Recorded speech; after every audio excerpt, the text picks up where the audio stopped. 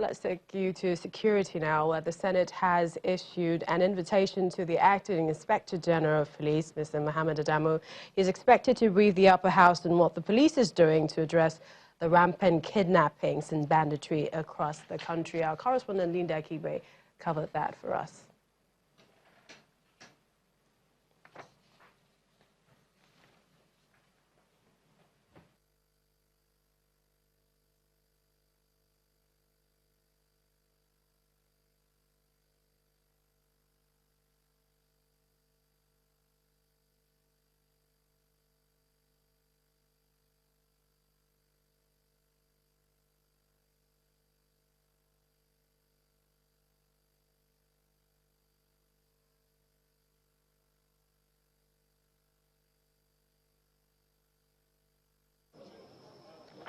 On February 8, 2018, the National Assembly held a summit on national security. The summit was held to formulate solutions to the security challenges distressing Nigerians. The National Assembly came out with several recommendations to the executive after the summit, which include that the nation's basic security infrastructure must be comprehensively reviewed and strengthened, further recruitment to increase the capacity of the police, military and other paramilitary agencies. More than a year after the summit on national security, it appears Nigeria is not any safer. Nigeria is experiencing a security crisis, and the urgency of the situation is once again a matter of debate during Thursday's plenary session. Just yesterday, one of my constituents sent me a video, and these bandits were bold to say that this is where they are, and this is what they do, and if anybody feels he can, this is where they are, this is where their headquarters is. This thing is not reducing by the day. Why? Because it has long become a business. As lawmakers suggest possible solutions to the problem, some others are perplexed that the president appears not to have looked into previous recommendations by the Senate, particularly those from the National Assembly Security Summit.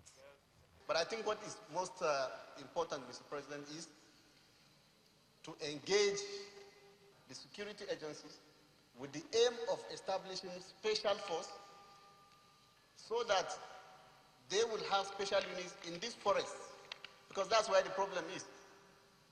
These bandits have taken residence in all the forests.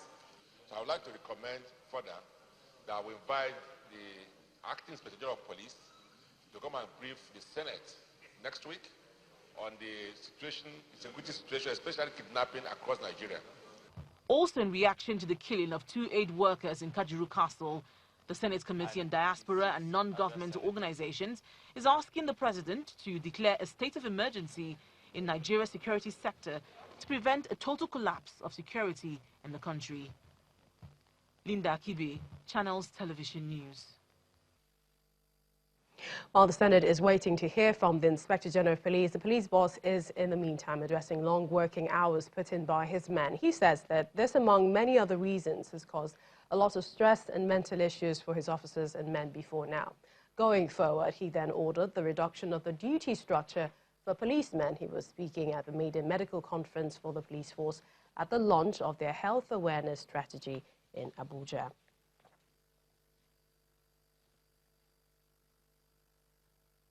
Now let's quickly bring you some of your stories in brief, and we begin in Edo State, where the NLC, they're saying that the union will not accept any increment in the value-added tax by the federal government to fund the 2019 budget and the recently approved minimum wage of 30,000 naira for workers in the country.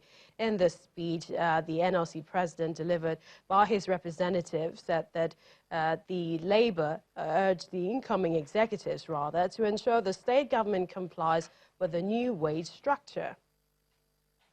Elsewhere in Kano, the Nigeria Labour Congress, they've held a conference to intensify efforts in ensuring that workers' welfare is topmost for maximum service.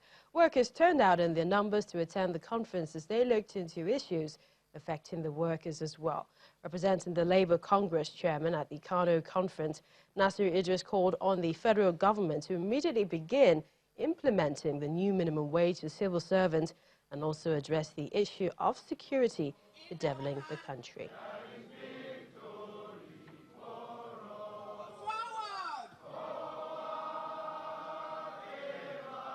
13.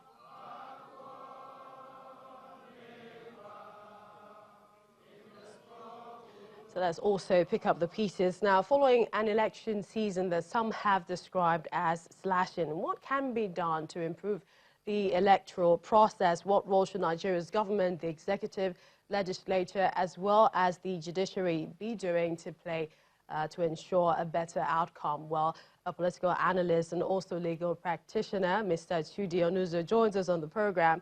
Now, Sir Onuzo, you believe that the bookmakers of the Electoral Act need to return to the drawing board to address the inadequacies of the working document. To you, what are these inadequacies? Well, the 2018 amendment, Electoral Act Amendment Act, it's gone a long way, if signed into law, to addressing some of the problems that have been bedeviling the electoral process in Nigeria, but not completely. I wrote a book published in 2009, Option 3, which is a comprehensive look at the problem of election management in Nigeria. And the first thing I said was that there was no problem with the electoral process in Nigeria, because what system we had is what is being used elsewhere in the world. The process or the law? The process now or the law? Both the law and the process. It is exactly the same thing that is being used abroad. The problem is the Nigerian factor. What is the Nigerian factor? The Nigerian factor is that somebody goes to the ballot where you're casting your poll and snatches the ballot box. It doesn't happen any other place in the world. It happens in Nigeria, where people line up and get money, paid money, to cast their votes. That's the Nigerian factor. Where you have to do all kinds of things, you know, to get elected. You have to bribe and tease the members of the working committee, national or state working committees, electors. You have to pay so much money to them. These are Nigerian factors. They're not there elsewhere in the world. If you remove those things and allow the process to go as designed, there will be no problem. So how do we remove them? I know that we have several provisions in the Electoral Act that sees vote buying and selling as offences. Yes. But these things still occur during the election. Yes. The Option 3 that I wrote looked at all these indices of the Nigerian factor and found a way to overcome them. As I said, the amendments that is being done now is taking care of some of them. For instance, Barrister Ikimi was the other day addressing the press on how they want to do immediate announcement of results and key the results into the server of the INEC. You know, these things are there in my blueprint of 2009. So that is one of the reasons. For instance, where and how are elections rigged? They are rigged mainly when the ballots cast are being moved from the polling stations to the collation centers, the ward collation centers. And so if you can announce the results, put them on the server from the polling units, then whoever tampers with them midway is wasting his time, because the results have already been keyed into the server, which is accessible. And the servers cannot be hacked. Well, if you hack the servers, mind you, this, like the Option 3 recommended is a two-way thing, both electronic and manual, hybrid, electronic and manual. So while you are counting the votes manually, the machine has read off the votes cast electronically. So at the end of the process, you compared what the machine has to what you have counted manually. If there is a discrepancy, you reconcile before you post. And then you have to make sure that, you know, these days, people can't afford money to pay electoral monitors, what we call party agents. So the big parties that have the money to pay them just contrive. Sometimes they just share the votes among themselves and then they go away. But if the Electoral Act, like recommended in Option 3, that the what you call party agents, which I said actually are not party agents, they are INEC agents, because they are doing a most important function in the electoral process. They're ensuring that the votes cast are authentic and that the authenticity is preserved. So they should be paid by INEC. If they are paid by INEC, it's compulsory for them to report for duty. A role will be taken of all of them. Those who don't report without due reasons or medical report go to jail.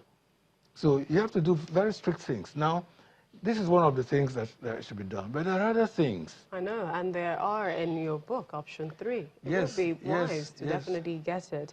Well, this is much we can take at this time on this issue. We'll definitely have you join us again. We'd like to thank you so much, Okay. Mr. Edudionuzo, for joining us on the program. I actually made a donation to channels. When the first time I was here, I made a copy. I'm sure it must be in your library.